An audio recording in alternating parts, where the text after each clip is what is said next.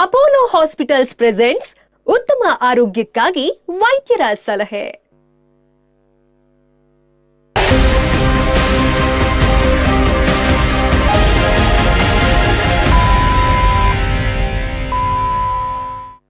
ಉತ್ತಮ ಆರೋಗ್ಯಕ್ಕಾಗಿ ವೈದ್ಯರ ಸಲಹೆ ವಿಶೇಷ ಕಾರ್ಯಕ್ರಮಕ್ಕೆ ಸ್ವಾಗತ.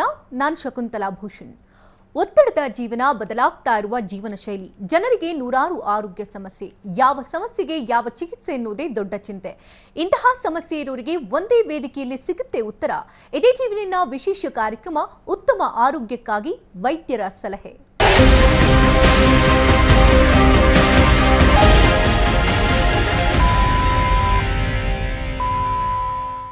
ಇಡೀ ದೇಶವೇ ಕೋವಿಡ್-19 ನಿಂದ ನಲುಗಿ ಹೋಗಿದೆ. ಮಾರಣಾಂತಿಕ ವೈರಸ್ ಜನರ ಜೀವವನ್ನೇ ಹೊತ್ತೊಯ್ತಾ ಇದೆ. ಭಾರತ ವೈರಸ್ ಅನ್ನ ಮೆಟ್ಟಿ ನಿಲ್ಲೋದಕ್ಕೆ ನಾನಾ ತಂತ್ರಗಳನ್ನು ಅನುಸರಿಸ್ತಾ ಇದೆ. ಕೊರೋನಾ ಕಂಟ್ರೋಲ್ಗೆ ತರುವಂತಹ ನಿಟ್ಟಿನಲ್ಲಿ ಪ್ರತಿನಿತ್ಯವೂ ಹೋರಾಡ್ತಾ ಇದೆ. ಇದರಲ್ಲಿ ಕೊರೋನಾ ವಾರಿಯರ್ಸ್ಗಳಾದಂತಹ ವೈದ್ಯರದು ಬಹುಮುಖ್ಯ ಪಾತ್ರ. ಪ್ರತಿನಿತ್ಯ ತಮ್ಮ ಪ್ರಾಣವನ್ನ ಪಣಕ್ಕಿಟ್ಟು ವೈರಸ್ ವಿರುದ್ಧ ಹೋರಾಡಿ ಜನರ ಜೀವವನ್ನ ಉಳಿಸುವಲ್ಲಿ ನಿರಂತರವಾಗಿ ಶ್ರಮಿಸ್ತಾ ಇದ್ದಾರೆ. ಈ ಸಂದರ್ಭದಲ್ಲಿ ಕೋವಿಡ್-19ಗೆ ಅಪೋಲೋ ಆಸ್ಪತ್ರೆ ಯಾವ ರೀತಿ ಶ್ರಮಿಸ್ತಾ ಇದೆ, ಕೊರೋನಾ ರೋಗಿಗಳಿಗೆ ಚಿಕಿತ್ಸೆ ಯಾವ ರೀತಿ ಕೊಡಲಾಗ್ತಾ ಇದೆ, ಎಮರ್ಜೆನ್ಸಿ ಸಂದರ್ಭದಲ್ಲಿ ನಾನ್ ಕೋವಿಡ್ ರೋಗಿಗಳಿಗೆ ಹೇಗೆ ಚಿಕಿತ್ಸೆಯನ್ನ ಕೊಡಲಾಗ್ತಾ ಇದೆ, ಹೃದ್ರೋಗದಿಂದ ಬಳಲ್ತಾ ಇರೋರಿಗೆ ಕೋವಿಡ್ ದೃಢಪಟ್ಟಲ್ಲಿ ಅವರ ಆರೋಗ್ಯದಲ್ಲಿ ಉಂಟಾಗತಕ್ಕಂಥ ತೊಂದರೆಗಳಾದ್ರೂ ಏನು, ಏನೆಲ್ಲ ಕಾಂಪ್ಲಿಕೇಶನ್ಸ್ಗಳಿರುತ್ತೆ, ವೈರಸ್ ವಿರುದ್ಧ ಹೋರಾಡುವಲ್ಲಿ ವೈದ್ಯರ ಪಾತ್ರ ಮತ್ತು ಆಸ್ಪತ್ರೆಯ ಫೆಸಿಲಿಟೀಸ್ ಹೇಗಿದೆ, ಇದೆಲ್ಲದರ ಬಗ್ಗೆ ಇವತ್ತಿನ ಕಾರ್ಯಕ್ರಮ ಬೆಳಕು ಚೆಲ್ಲುತ್ತೆ. ಈ ಬಗ್ಗೆ ಮಾಹಿತಿಯನ್ನು ಕೊಡೋದಕ್ಕೆ ನಮ್ಮ ಜೊತೆಗಿದ್ದಾರೆ ಅಪೋಲೋ ಆಸ್ಪತ್ರೆಯ director cath lab, senior interventional cardiologist ಆಗಿರ್ತಕ್ಕಂಥ ಡಾಕ್ಟರ್ ಗಿರೀಶ್ ಬಿ ನಮಸುಂಡಿಯವರು. ಬನ್ನಿಯವ್ರನ್ನ ಕಾರ್ಯಕ್ರಮಕ್ಕೆ ವೆಲ್ಕಮ್ ಮಾಡ್ಕೋಣ. Sir, welcome to the show. ನಮಸ್ತೆ ಸರ್. ಮೊದಲಿಗೆ ಕೊರೋನಾ ವಾರಿಯರ್ ಆಗಿದ್ದೀರಿ ತಾವು ಕೂಡ. ಸಾಕಷ್ಟು ಸಂದಿಗ್ಧ ಪರಿಸ್ಥಿತಿ. ಇಂತಹ ಸಂದರ್ಭದಲ್ಲಿ ತಾವು ತಮ್ಮ ಕಾರ್ಯಕ್ಷಮತೆಯನ್ನು ಮೆಚ್ಚಲೇಬೇಕು. ಈ ಸಂದರ್ಭದಲ್ಲಿ ಎಲ್ಲರ ಪರವಾಗಿ ನಾವು ಅಭಿನಂದನೆಯನ್ನು ಸಲ್ಲಿಸ್ತಾ ಇದ್ದೀವಿ. ಮೊದಲಿಗೆ ಧನ್ಯವಾದ.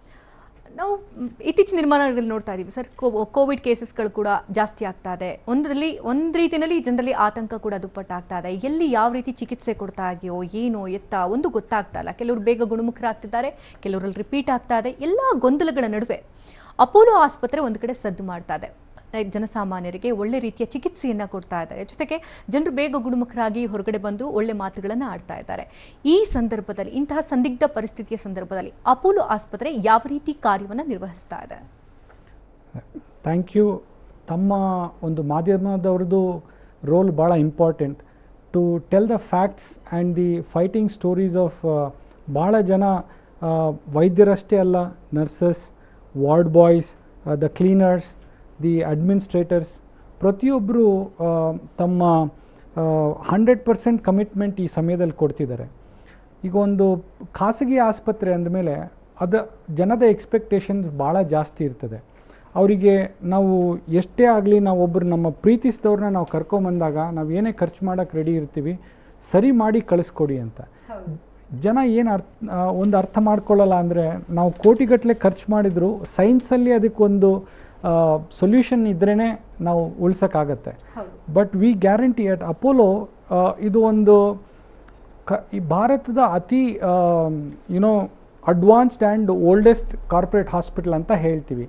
ಅದರರ್ಥ ಏನು ಅಂದರೆ, ಲಾಸ್ಟ್ 36 ವರ್ಷದಿಂದ ಇವರು ಯಾವುದೇ ರೋಗವನ್ನು ಟ್ರೀಟ್ ಮಾಡಬೇಕು ಅಂದರೆ ಒಂದು ಸ್ಕಿಲ್ ಸೆಟ್ ಅನ್ನೋದು ಬೇಕು. ಅಂದರೆ ಇರುವಂಥ ಸಿಬ್ಬಂದಿಯಲ್ಲಿ ವೈದ್ಯರೇ ಆಗಲಿ, ನರ್ಸ್ಗಳೇ ಆಗಲಿ, ಸಪೋರ್ಟ್ ಸ್ಟಾಫೇ ಆಗಲಿ, they need to have the highest competence level.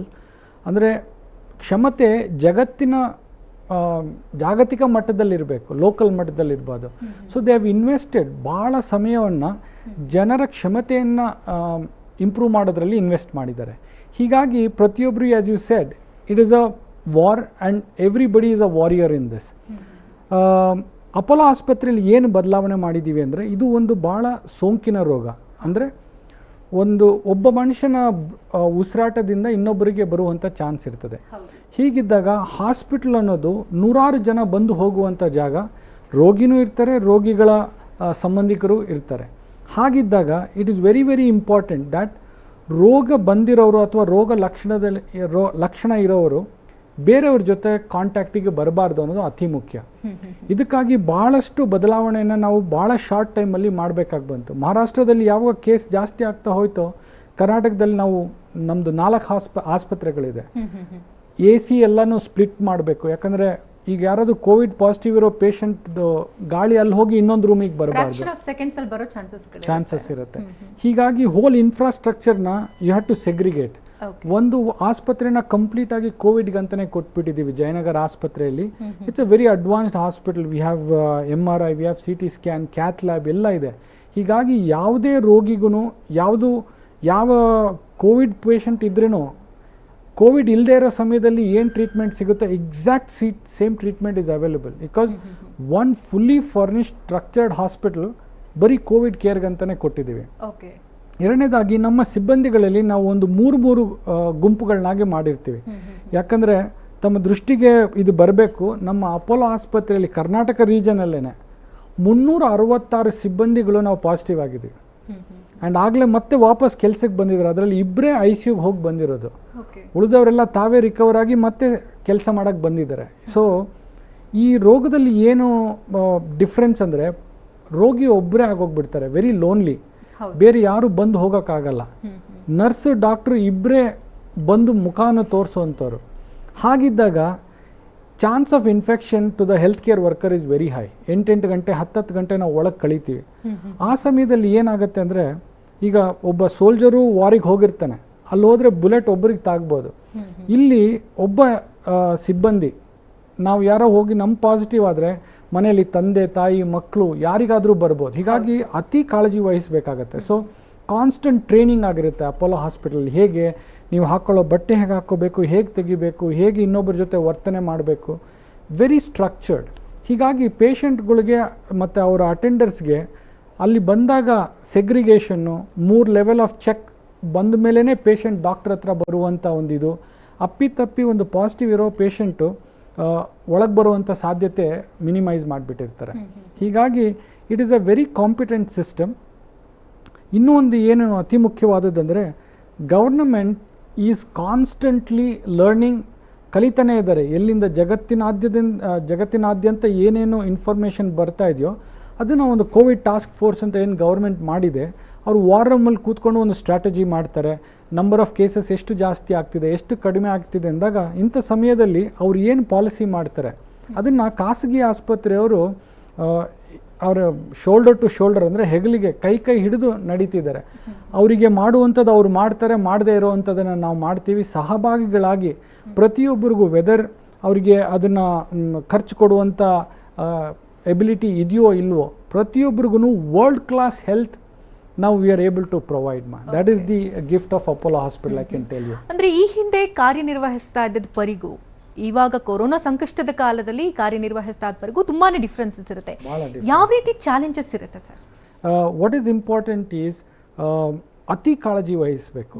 ಇದು ಯಾಕಂದರೆ ನೀವು ಅಪ್ಪಿತಪ್ಪಿ ಅವ್ರು ನಿಮ್ಮ ಮುಖದ ಮೇಲೆ ಕೆಮ್ಮಿದ್ರೆ, ಉಸಿರಾಡಿದರೆ ಆ ವೈರಸ್ ದೇಹದಲ್ಲಿ ಎಂಟರ್ ಆಗುತ್ತೆ. ಪ್ಲಸ್ ಅವರು ಕೆಮ್ಮಿರೋ ಜಾಗ ಅಥವಾ ಉಸಿರಾಡಿರೋ ಜಾಗದಲ್ಲಿ ಒಂದೊಂದು ಸತಿ ಮುಖ ಮುಟ್ಕೊಂಡು ಯಾವುದೋ ಡೆಸ್ಕೋ ಡೋರ್ ನಾಬೋ ಎಲ್ಲ ಮುಟ್ಟಿರ್ತಾರೆ. ಆ ವೈರಸ್ ಅಲ್ಲಿ ಹೋಗಿರುತ್ತೆ. ಅದು ಕೆಲವು ಗಂಟೆಯಿಂದ ಹಿಡಿದು 3-4 ದಿವಸದವರೆಗೂ ಅಲ್ಲಿ ಜೀವದಲ್ಲಿ ಇರುವಂಥ ಸಾಧ್ಯತೆ ಇರುತ್ತೆ, ಆ್ಯಕ್ಟಿವ್ ಆಗಿರುತ್ತೆ. ಅದನ್ನು ಇನ್ನೊಬ್ಬರು ಮುಟ್ಟಿ ಅವರು ಮುಖ ಒರೆಸ್ಕೊಂಡ್ರು, ಬಾಯಿ ಮುಟ್ಟಿದ್ರು, ಮೂಗು ಮುಟ್ಟಿದ್ರೆ ವೈರಸ್ ಅಲ್ಲಿಗೆ ಟ್ರಾನ್ಸ್ಮಿಟ್ ಆಗುತ್ತೆ. ಹೀಗಾಗ್ಬಿಟ್ಟು ದ ಫಸ್ಟ್ ಥಿಂಗ್ ನಾವು ಏನು ಮಾಡ್ತೀವಿ ಆಸ್ಪತ್ರೆಯಲ್ಲಿ ಅಂದರೆ, ಏನು ಬದಲಾಗಿದೆ ಅಂದರೆ, ಕಾನ್ಸ್ಟೆಂಟ್ಲಿ ನೀವು ನೋಡ್ತಾನೆ ಇರ್ತೀರ, ಒಂದು ವೈರಸ್ ಸಾಯಿಸುವಂಥ ಒಂದು ಕೆಮಿಕಲ್ ಇರುತ್ತೆ. ಅದನ್ನು ಕಾನ್ಸ್ಟೆಂಟ್ಲಿ ಫ್ಲೋರ್ ಮಾಪ್ ಮಾಡ್ತಾನೆ ಇರ್ತಾರೆ. ರೇಲಿಂಗ್ಸ್ ಅಂದರೆ ಮೆಟ್ಲು ಹತ್ತಬೇಕಾದ್ರೆ ಹಿಡ್ಕೊಳ್ಳುವಂಥ ಕಂಬಿಗಳಾಗಲಿ ಸ್ಯಾನಿಟೈಸ್ ಆಗ್ತಾ ಇರುತ್ತೆ. Complete, that is one. Second, ನಾವು we have segregated our work force. ಅಂದರೆ ಫೀವರ್ ಕ್ಲಿನಿಕ್ ಅಂತ ಮಾಡಿರ್ತೀವಿ. ಆ ಪೇಷಂಟ್ಗಳು ಮೇನ್ ಬ್ಲಾಕಲ್ಲಿ ಬರೋದಿಲ್ಲ, ಅವ್ರದ್ದೆಲ್ಲ ಒಂದು ಬೇರೆ ಜಾಗದಲ್ಲೇ ಅವರಿಗೆ ತಪಾಸಣೆ ಆಗಲಿ, ಫಿಸಿಕಲ್ ಟೆಸ್ಟಿಂಗ್ ಆಗಲಿ, ಕೋವಿಡ್ ಟೆಸ್ಟ್ ಆಗಲಿ, ಬೇರೆ ರಕ್ತ ಪರೀಕ್ಷೆಗಳಿಗೆ ಬೇರೆನೇ ಇರುತ್ತೆ. ಒಂದು ವಿಡಿಯೋ ಕನ್ಸಲ್ಟೇಷನ್ನು ಕಾನ್ಸ್ಟೆಂಟ್ ಆಗಿ ನಡೀತಾ ಇರುತ್ತೆ.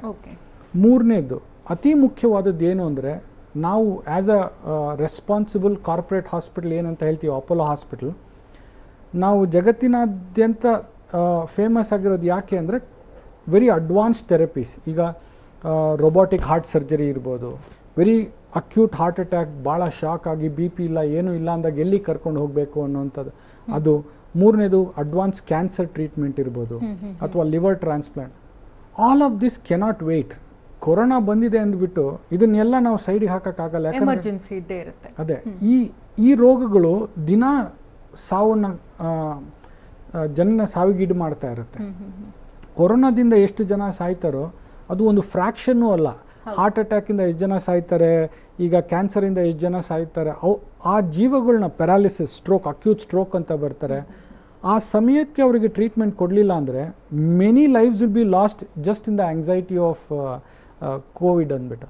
ಹಾಗಾಗಿ ಇವೆರಡೂ ಸೆಗ್ರಿಗೇಟ್ ಮಾಡಿ ಈ ರೆಗ್ಯುಲರ್ ಹೈ ಎಂಡ್ ಅಂತ ನಾವೇನು ಹೇಳ್ತೀವಿ, ಭಾಳ ಕ್ಲಿಷ್ಟವಾಗಿರುವಂಥ ಮೆಡಿಕಲ್ ಟ್ರೀಟ್ಮೆಂಟ್ನ ಮುಂದೆ ಸಾಗಬೇಕಾಗಿದೆ. ಹೀಗಾಗಿ ನಾವು ವಿ ಹವ್ ಕಂಪಾರ್ಟ್ಮೆಂಟಲೈಸ್ ದ ಹಾಸ್ಪಿಟಲ್. ಒಂದು ಆಸ್ಪತ್ರೆನ ಪೂರ್ತಿ ಕೊಟ್ಬಿಟ್ಟಿದ್ದೀವಿ. ಹಾಗಾಗಿ ಬೇರೆ ಹಾಸ್ಪಿಟ್ಲಲ್ಲಿ ನಾವು ಕೋವಿಡ್ ಪೇಷಂಟ್ ತಗೋಬಾರ್ದು ಅಂತ ಮಾಡಿದ್ವಿ ಮುಂಚೆ. ಬಟ್ ಕೋವಿಡ್ ನಂಬರ್ಸ್ ಜಾಸ್ತಿ ಆಗ್ತಿದ್ದಂಗೆ government wanted that no, every hospital please contribute 50% beds. Then we raise to the occasion. ಆಯಿತು, ತಾವು ಒಂದು ಪಾಲಿಸಿ ಮಾಡಿದ್ಮೇಲೆ ನಾವು ನಿಮ್ಮ ಜೊತೆಗೆ ನಡೀತೀವಿ ಅಂತ ಹೇಳಿ ಇರೋ ಆಸ್ಪತ್ರೆನೇ 50% ಭಾಗ ಮಾಡಿಬಿಟ್ಟು ಅದಕ್ಕೆ ಬೇರೆ ಎಂಟ್ರಿ, ಬೇರೆ ಎಕ್ಸಿಟ್, ಅಷ್ಟು ಮಾಡಿಫಿಕೇಶನ್ ಮಾಡಬೇಕಾಗಿ ಬರುತ್ತೆ. ಸ್ಟಾಫ್ನೂ you will have to segregate. ಆ ಕಡೆಯವ್ರು ಈ ಕಡೆ ಮೀಟ್ ಮಾಡಬಾರ್ದು. ಯಾಕಂದರೆ ಎಷ್ಟೋ ಯಂಗ್ ನರ್ಸಸ್ ಒಂದೇ ಹಾಸ್ಟೆಲಲ್ಲಿ ಇರ್ತಾರೆ. ಈಗ ನಾವು we have to make them into different hostels.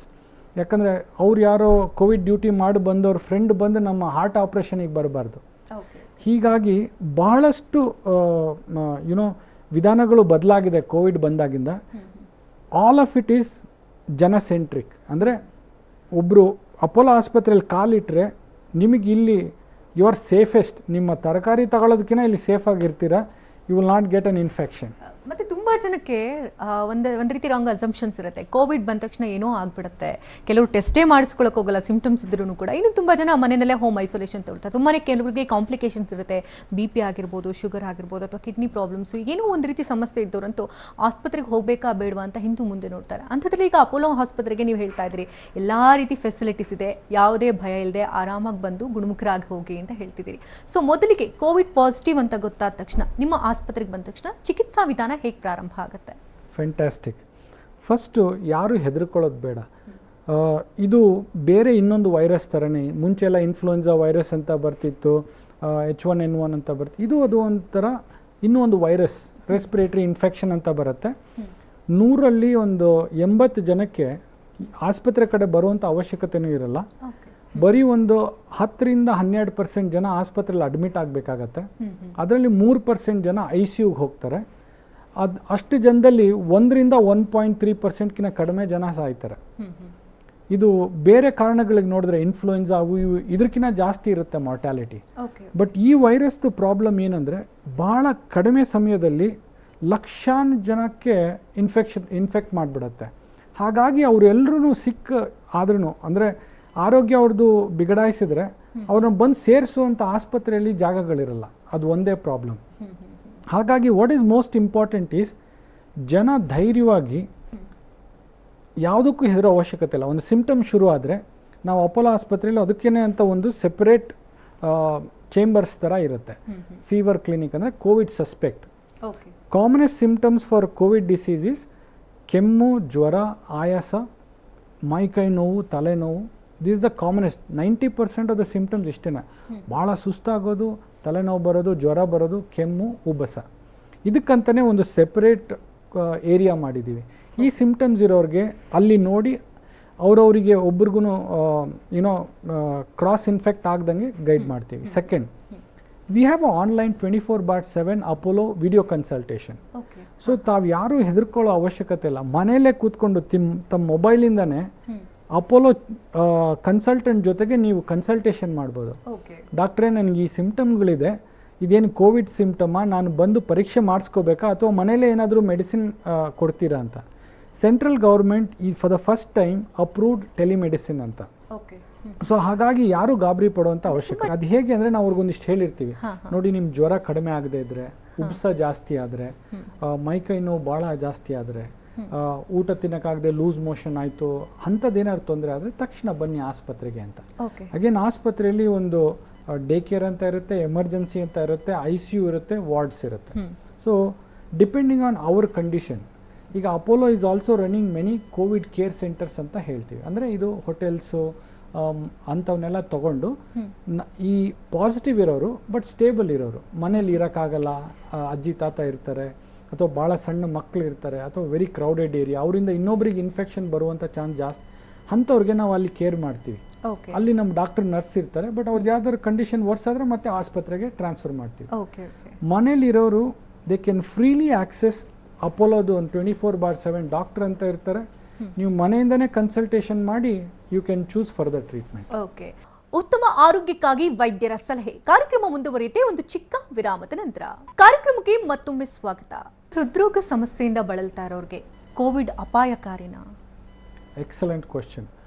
ಈಗ ನಾನು ಹೇಳಿದೆ ನಿಮಗೆ 112% ಜನಕ್ಕೆ ಆಸ್ಪತ್ರೆಗೆ ಬರಬೇಕಾಗತ್ತೆ ಅಂತ. ಅದರಲ್ಲಿ ಈಗ ಜಗತ್ತಿನಾದ್ಯಂತ ನೋಡಿದಾಗ ಯಾರು ಸೀರಿಯಸ್ ಆಗಿರೋದು ಕೋವಿಡ್ ಇನ್ಫೆಕ್ಷನಿಂದ ಅಂದರೆ 33% ಜನಕ್ಕೆ ಹೃದ್ರೋಗ ಇತ್ತು, 30% ಜನಕ್ಕೆ ಡಯಾಬಿಟೀಸ್ ಇತ್ತು, ಇನ್ನೊಂದು 25% ಜನಕ್ಕೆ ಲಂಗ್ ಪ್ರಾಬ್ಲಮ್ಮು ಮತ್ತು ಕಿಡ್ನಿ ಪ್ರಾಬ್ಲಮ್ ಇತ್ತು. ಯೂಶಲಿ ನಾವು ಅಂದ್ಕೊಳ್ತೀವಿ ಸಣ್ಣ ವಯಸ್ಸಲ್ಲಿ ಏನಾಗಲ್ಲ, ನಾನು ಬಂದರೂ ಅಷ್ಟೇ ಬಿಟ್ಟರು ಅಷ್ಟೇ ಅಂತ.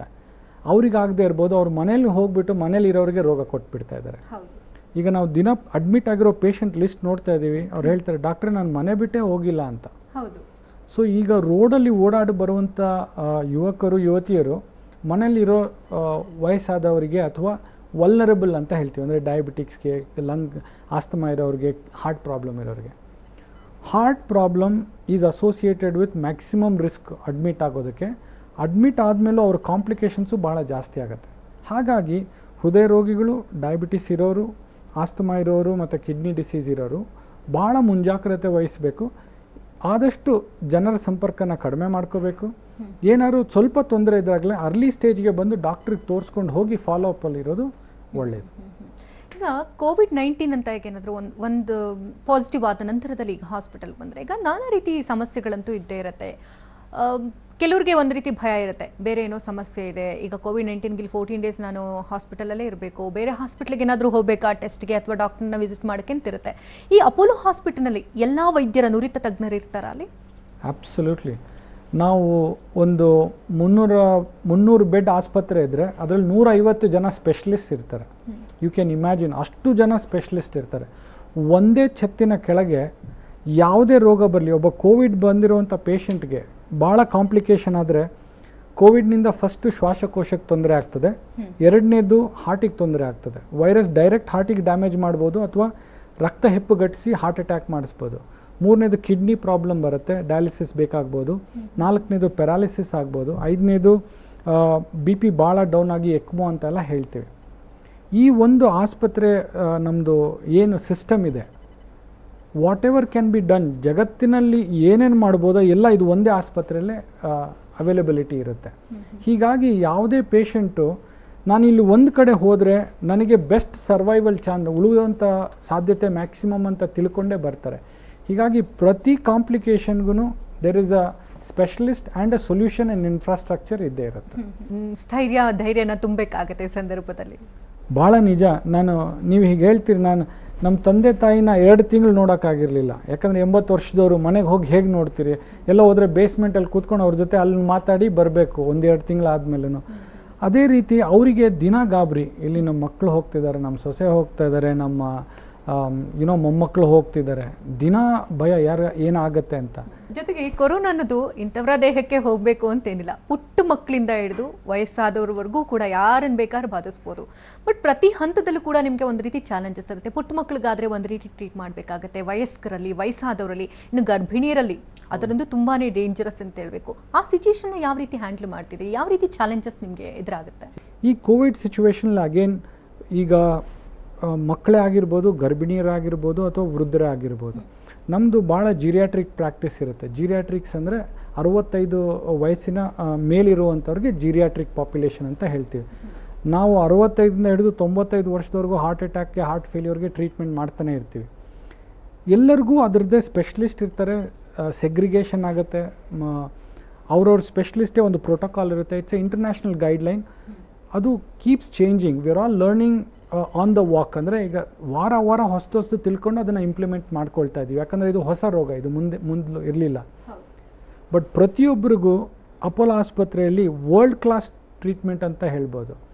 ಯಾಕಂದರೆ ಅಟ್ ಅಪೋಲೋ ಹಾಸ್ಪಿಟಲ್ ನೀವು ನೋಡಿದ್ರೆ ಒಂದು ದಿವಸದಲ್ಲಿ 24,000 ಜನ ಬಂದು ಹೋಗ್ತಾರೆ in India. Apollo hospital is such a big organisation. ಇದು ಕಲೆಕ್ಟಿವ್ ನಾಲೆಜ್ ಆ್ಯಂಡ್ ಅಂಡರ್ಸ್ಟ್ಯಾಂಡಿಂಗ್ ಎಷ್ಟಿದೆ ಅಂದರೆ, ಒಂದು ದಿನದಲ್ಲಿ ನಾವು 40 ಹಾರ್ಟ್ ಸರ್ಜರಿ ಮಾಡ್ತೀವಿ, ಒಂದು 800 ಬೇರೆ ಸರ್ಜರಿಗಳು ಮಾಡ್ತೀವಿ. ಹೀಗಾಗಿ ದ ಕಾಂಪಿಟೆನ್ಸ್ ಲರ್ನಿಂಗ್ ಮೇಲ್ಗಡೆಯಿಂದ ಕೆಳಗಡೆವರೆಗೂ ಒಂದು ಫೋನ್ ಮಾಡಿದರೆ what is to be done ಅಂತ ಕಾಂಟ್ರಿಬ್ಯೂಟ್ ಮಾಡೋಕ್ಕೆ 10 ಜನ ಇರ್ತಾರೆ. ಸೊ ಹೀಗಾಗ್ಬಿಟ್ಟು it's a very very capable system. We need to upskill. ಅಂದರೆ ಈಗ ಗರ್ಭಿಣಿಯರು ಅಂತ ಹೇಳಿದ್ರಿ, ಅವರಿಗೆ ಡೆಲಿವರಿ ಆಗೇ ಆಗುತ್ತೆ, ನಾವು ಪೋಸ್ಟ್ಪೋನ್ ಮಾಡೋಕ್ಕಾಗಲ್ಲ. ಆ ಸಮಯದಲ್ಲಿ ಪಾಪ ಭಾಳ ನಾಜೂಕಿದು. ಎಷ್ಟೋ ಸತಿ ಗರ್ಭಿಣಿ ಅಮ್ಮ ತಾಯಿ ಪಾಸಿಟಿವ್ ಇರ್ತಾರೆ, ಡಾಕ್ಟ್ರೆಲ್ಲ ನಾವು PPE ಹಾಕಿ ಎಲ್ಲ ಮಾಡಿ ಡೆಲಿವರಿ ಮಾಡ್ತೀವಿ, ಬಟ್ ಮಗುನ ಕೊಡೋಲ್ಲ ತಾಯಿಗೆ, ಯಾಕಂದರೆ ಮಗುಗೆ ಬಂದುಬಿಟ್ರೆ ಅಂತ. ಒಂದೊಂದು ಸತಿ 2 ವಾರ ಅಂಡರ್ಸ್ಟ್ಯಾಂಡಬಲ್, 14 ದಿವಸ. ದೇರ್ ಆರ್ ಇನ್ಸ್ಟೆನ್ಸಸ್ 8 ವಾರ ತಾಯಿ ಮಗು ಮೀಟ್ ಮಾಡೋಕ್ಕಾಗಿಲ್ಲ. ತಾಯಿಗೆ ರಿಪೀಟೆಡ್ ಪಾಸಿಟಿವ್ ಬರ್ತಾನೆ ಇರುತ್ತೆ. ನಾವು ಇಲ್ಲಿಂದ ಹಾಲು ತೊಗೊಂಡೋಗಿ ಅಲ್ಲಿ ಕೊಡ್ತಾ ಇರ್ತೀವಿ, ಬಟ್ ಫಿಸಿಕಲಿ ಮೀಟ್ ಮಾಡೋಕ್ಕಾಗಲ್ಲ. Lot of emotional challenges. ಅದು ಎಲ್ಲರೂ PPE ಇರ್ತೀವಿ, ಶೀಲ್ಡ್ಸ್ ಹಾಕ್ಕೊಂಡಿರ್ತೀವಿ, ಯಾರ ಜೊತೆ ಮಾತಾಡ್ತಾ ಇದ್ದೀವಿ ಅನ್ನೋದು ತಿಳಿಯಲ್ಲ. ಸಂಬಂಧಿಕರು ಒಳಗೆ ಬಂದ್ರೂ ಮುಖ ಕಾಣಲ್ಲ. ಹೀಗಾಗಿ ಭಾಳ ಲೋನ್ಲಿನೆಸ್, ಅಂದರೆ ಕನ್ನಡದಲ್ಲಿ ಏನು ಹೇಳ್ತೀರಿ, ಭಾಳ ಒಂಟಿತನ ಪೇಷಂಟ್ಗೆ. ಬಟ್ ಮೋಸ್ಟ್ ಆಫ್ ದ ಗರ್ಭಿಣಿಯರು ಬೇರೆ ಸಮಯದಲ್ಲಿ ಏನು ಟ್ರೀಟ್ಮೆಂಟು ಅದೇ ಟ್ರೀಟ್ಮೆಂಟ್ ಈಗಲೂ ಸಿಗ್ತಿದೆ. ಬಟ್ ಮೊದಲು there was lot of confusion in the initial phase. ಎಲ್ಲಿಗೆ ಕಳಿಸ್ಬೇಕು, ಬಿಕಾಸ್ ಗೌರ್ಮೆಂಟ್ ಹೇಳಿದರು ಎಲ್ಲ ಪೇಷಂಟ್ ಗೌರ್ಮೆಂಟ್ ಹಾಸ್ಪಿಟಲ್ಗೆ ಬರಬೇಕು. ಆಮೇಲೆ ಗೌರ್ಮೆಂಟ್ ಹ್ಯಾಡ್ ಐಡೆಂಟಿಫೈಡ್ ಇಲ್ಲಿಗೆ ಕಳಿಸಿ ಅಂತ. ಯಾಕಂದರೆ ಅವಾಗ ಅಷ್ಟು ಕೇಸಸ್ ಇರ್ತಿರ್ಲಿಲ್ಲ. Government had done a fabulous job, 1000 beds ready ಮಾಡಿದರು. But now we are overrun, ಅಷ್ಟು ಎಲ್ಲ ಮುಗ್ದೋಗ್ಬಿಟ್ಟಿದೆ. ಹಾಗಾಗಿ ಪ್ರತಿಯೊಬ್ಬರು ಪ್ರತಿ ಹಾಸ್ಪಿಟ್ಲಲ್ಲೂ ನಾವೀಗ ಮ್ಯಾನೇಜ್ ಮಾಡ್ತೀವಿ. ಸೊ ಕಡೆಯದಾಗಿ ಈಗ ಕಾರ್ಯಕ್ರಮವನ್ನು ಸಾಕಷ್ಟು ಜನ ವೀಕ್ಷಣೆ ಮಾಡ್ತಿರ್ತಾರೆ. ಸೊ ಅಪೋಲೋ ಆಸ್ಪತ್ರೆಗೆ ಬಂದರೆ ಸಂಪೂರ್ಣವಾಗಿ ನಾವು ಗುಣಮುಖರಾಗಿ ಹೋಗ್ಬೋದು ಅನ್ನೋ ಒಂದು ನಂಬಿಕೆ ಬರ್ತದೆ. ಸೊ ಅಂಥವ್ರಿಗೆ ಏನು ಹೇಳ್ತೀರಿ ಈ ಸಂದರ್ಭದಲ್ಲಿ? ಕೋವಿಡ್ ಬಗ್ಗೆ ಇರ್ತಕ್ಕಂಥ ನೆಗೆಟಿವ್ ಅಂಶಗಳನ್ನ ಹೊರತುಪಡಿಸಿದಂತೆ ಒಂದಷ್ಟು ಮಾಹಿತಿ ಕೊಡೋದಾದ್ರೆ. ಯಾವುದೇ ಆಸ್ಪತ್ರೆ ಆಗಲಿ, ಅಪೋಲೋ ಅಂತಲೇ ಅಲ್ಲ, ನಾವು we are a premier hospital. ಪ್ರತಿಯೊಂದು ಆಸ್ಪತ್ರೆಯಲ್ಲಿ ಪ್ರತಿಯೊಬ್ಬರು ಡಾಕ್ಟ್ರು ಬರುವಂಥ ಒಂದು ರೋಗಿನ ಮನೆಯವ್ರ ಥರನೇ ನೋಡ್ಕೊಳ್ತಾರೆ. ಯಾಕೆ ಅಂದರೆ ನಾವು ಎಜುಕೇಟ್ ಮಾಡಿ ನಾವು ದಿನದ ಎಕ್ಸಿಸ್ಟೆನ್ಸ್ಗೆ ಪರ್ಪಸೇ ಒಬ್ಬ ರೋಗಿನ ಸರಿ ಮಾಡುವಂಥದ್ದು. ದಿಸ್ ಈಸ್ ನಮ್ಮ ಚೇರ್ಮನ್ಸ್ ಐಡಿಯಾಲಜಿ, ಪ್ರತಾಪ್ ರೆಡ್ಡಿಯವ್ರು ಅಂತ. He says they are your family, we call them Apollo family patients. So ಆ ಪ್ರಕಾರ ಏನು ಅಂದರೆ, ಒಂದು ರೋಗಿಗಳು ಅನ್ನೋದಕ್ಕಿಂತ ಯಾರೇ ಜನರಲ್ಲಿ ಯಾವ ಸಿಂಪ್ಟಮ್ ಬರುತ್ತೆ, you must understand it is ಸೈನ್ಸ್ನ ಉಪಯೋಗಿಸಿ ಒಬ್ಬ ಮನುಷ್ಯ ಡಾಕ್ಟ್ರ್ ಅನ್ನೋರು ನಿಮಗೆ ಟ್ರೀಟ್ಮೆಂಟ್ ಕೊಡ್ತಿರ್ತಾರೆ. ಅವ್ರು ಏನು ಮೆಜಿಷಿಯನ್ ಅಲ್ಲ, ಅವರು ಏನು ಹಿಂದೆ ಮುಂದೆ ಮಾಡಿಬಿಟ್ರೆ ಸರಿ ಹೋಗಲ್ಲ. You have to believe in science. Faith ಇರಬೇಕು, ಸೈನ್ಸು ಇರಬೇಕು. ಫೇತ್ ಇಲ್ದಿರೋ ಸೈನ್ಸು ಒಳ್ಳೇದಕ್ಕೆ ಉಪಯೋಗಕ್ಕೆ ಬರಲ್ಲ, ಕೆಟ್ಟದಕ್ಕೆ ಉಪಯೋಗಿಸ್ತಾರೆ. ಫೇತ್ ಇರೋ ಮನುಷ್ಯನಿಗೆ ಸೈನ್ಸ್ ಇಲ್ಲ ಅಂದರೆ ಆ ಕಮ್ಯುನಿಟಿ ಇನ್ನೂ ಕೆಳಗೆ ಹೋಗ್ಬಿಡುತ್ತೆ. Science has dramatically change. ನಾವೀಗ ಹೊಸ ಹೃದಯ ಹಾಕ್ಬೋದು, ಒಂದು ಕಿಡ್ನಿ ಲಿವರ್ ಟ್ರಾನ್ಸ್ಪ್ಲಾಂಟ್ ಮಾಡ್ಬೋದು. ಫೇತ್ ಇರೋರು ಸೈನ್ಸಲ್ಲಿ ಬಿಲೀಫ್ ಇರಬೇಕು. ಬಟ್ ಜನ ಅದನ್ನು ಒಬ್ಬ ಡಾಕ್ಟ್ರದ್ದು ಅಥವಾ ಆಸ್ಪತ್ರೆಯ ರೆಸ್ಪಾನ್ಸಿಬಿಲಿಟಿ ಅನ್ಕೋಬಾರ್ದು. We are sharing science for that patient. ಹಾಗಾಗಿ ಕೂತ್ಕೊಂಡು have 100% trust in the person that you trust. ನಿಮಗೆ ಬೇಕಿರೋಂಥ ಆಸ್ಪತ್ರೆಗೆ ಹೋಗಿ ನಿಮಗೆ ಬೇಕಾಗಿರೋಂಥ ಒಬ್ಬ ಡಾಕ್ಟ್ರನ್ನ ಚೂಸ್ ಮಾಡ್ಕೊಳ್ಳಿ. Once you have chosen, we are all a team. We tell them, ನಾವು ಒಂದು ಫ್ಯಾಮಿಲಿ ಥರ ಈಗ ಎಲ್ಲರೂ ಸೇರಿ ಕೈ ಸೇರಿ ಹೊಡೆದಾಡಿ ಆ ಪೇಷಂಟ್ನ ಸರಿ ಮಾಡಬೇಕು ಅಂತ. ಐ ಕ್ಯಾನ್ ಗ್ಯಾರಂಟಿ ಯು, ನಮ್ಮ ಆಸ್ಪತ್ರೆಗೆ ಬರುವಂಥ ಪ್ರತಿ ಪೇಷಂಟ್ಗೆ ಒಂದು 10 ಜನ ಡಿಸಿಷನ್ ಮೇಕಿಂಗಲ್ಲಿ ಕಾಂಟ್ರಿಬ್ಯೂಟ್ ಮಾಡ್ತಾರೆ. It's called a heart team approach. Heart problem ಬಂದಾಗ ಏನು ಅಂದರೆ, ಒಂದು ರೋಗಿಯ ಟ್ರೀಟ್ಮೆಂಟಲ್ಲಿ most important thing is decision making. ಏನು ರೋಗನ ಇದೆ ಅಂತ ಸಸ್ಪೆಕ್ಟ್ ಮಾಡ್ತೀರಾ, ಯಾವ ಟೆಸ್ಟ್ಗಳು ಮಾಡಿ ಅದನ್ನ ಕನ್ಫರ್ಮ್ ಮಾಡ್ತೀರಾ, ಅದಕ್ಕೆ ಯಾವ ಚಿಕಿತ್ಸೆ ಸರಿ ಅನ್ನೋದನ್ನ ಡಿಸೈಡ್ ಮಾಡ್ತೀರಾ ಅನ್ನೋದೇ 80% ಇರೋದು, ಗೆದ್ದ ಹಾಗೆ. 20% ಅಷ್ಟೇ ಅಲ್ಲಿ ಒಳಗೆ ಹೋಗಿ ಮಾಡೋದು. ಕಾರ್ಯಕ್ರಮಕ್ಕೆ ಆಗಮಿಸಿ ಹಲವು ಮಾಹಿತಿಯನ್ನು ಹಂಚಿಕೊಂಡಿದ್ದಕ್ಕಾಗಿ ಧನ್ಯವಾದ ನಮಗೆ. Thank you. ಇದುವೇ ಈ ಹೊತ್ತಿನ ವಿಶೇಷ. ನಿರಂತರ ಸುದ್ದಿಗಾಗಿ ನೋಡ್ತೀರಿ TV9.